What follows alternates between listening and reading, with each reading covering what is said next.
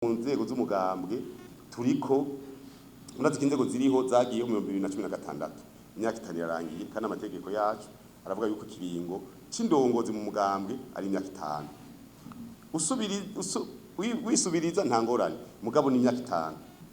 5 tugashima rero ingene zagenze ku mitumba yose igihugu hafi 3 umutekano ntangere ngira ngo nk'imituma nk'isika nk'ingahe ni basubiyemo gusa nk'itanu kubera wasanga hatowe umuntu afite abagore babiri ugasanga abandi babishwaniramo baborewe kubera ari hariya mu mitumba bareka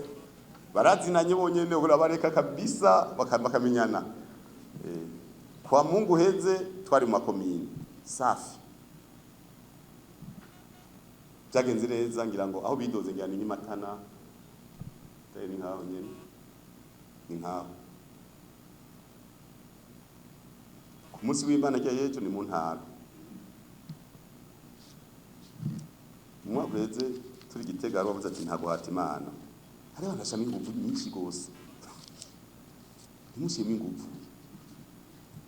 reka byijanye reka bitembera uko nyene ntiyagira ingufu mushira mu kabisa usanga muri yasutse ngo nkubu nyene ngurabona ngididididi none gasha none ko batakwiyumviye gashaho wewe iyo uva mu banyagihugu miliyoni zingahe nta numwe yakwiyumviye byashitse ngaho iwanje ari batatu none wewe uja mu gute atamwigiza kwiyumvira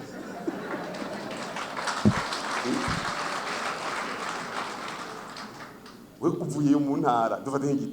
Igitega ni province ifise umuriyoni w'abanyagihugu bakagosora agashika nka batatu wacuvuga ngo je bashizemo gute nanira gushiramo reka guhata bigenze bazokwiyumvira beretswe canke bakurose bagushiremo ugabo nta guhata tugiye rero kurangiza uku kwezi dufise inzego nshasha mu makomine yose mu mitumba n'intara zose z'Uburundi kandi tugashimira kumyabanga ingene bitwaye tubagisha ama formation twabwire ingene bitwara kora aya ma principe nyene yo kwicisha bugufi yo kugendera mu bantu